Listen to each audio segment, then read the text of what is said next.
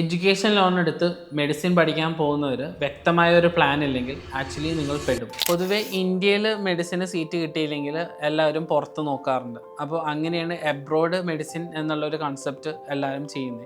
Abroad medicine പോകുമ്പോൾ non European കൺട്രീസിലാണ് നിങ്ങൾ പോകുന്നതെങ്കിൽ വൺസ് നിങ്ങൾ മെഡിസിൻ കഴിഞ്ഞ് കഴിഞ്ഞാൽ ഏത് രാജ്യത്തോട്ട് പോയാലും അവിടുത്തെ കോമ്പറ്റേറ്റീവ് എക്സാം എഴുതണം, അല്ലെങ്കിൽ അവിടുത്തെ ലൈസൻസ് ചെയ്യേണ്ടി വരും. യൂറോപ്യൻ യൂണിയനിൽ പഠിക്കുന്ന സ്റ്റുഡൻസ് ആണെങ്കിൽ ഓൺ ആൻ ആവറേജ് ഒരു ജൂനിയർ ഡോക്ടറിന് 3,000 to 4,000 euros റേഞ്ചിൽ സാലറി ഉണ്ട്.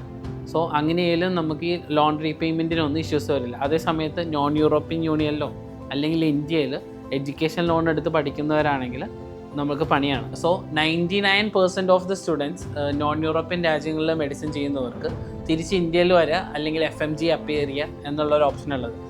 ആസ് ഓഫ് നൗ FMG എന്ന് പറയുന്ന ഒരു 3 to 4 year പ്രോസസ്സാണ്. കാരണം ഒരു 1 year പ്രിപ്പറേഷൻ, അതിപ്പോൾ നിങ്ങളൊരു 5th year അല്ലെങ്കിൽ 4th year തൊട്ട് തുടങ്ങിയിട്ടുണ്ടെങ്കിലും ഫസ്റ്റ് അല്ലെങ്കിൽ സെക്കൻഡ് ടേക്ക് ആണ് ഒരു 5% ഓഫ് ദ സ്റ്റുഡൻസ് അറ്റൻഡ് ചെയ്യുന്നത് ടോട്ടൽ അപ്പിയർ ചെയ്യുന്ന ഇതിൽ. അപ്പോൾ ഈ ഒരു 3 yearsലും നമുക്ക് ഏണിങ്സ് ഒന്നുമില്ല.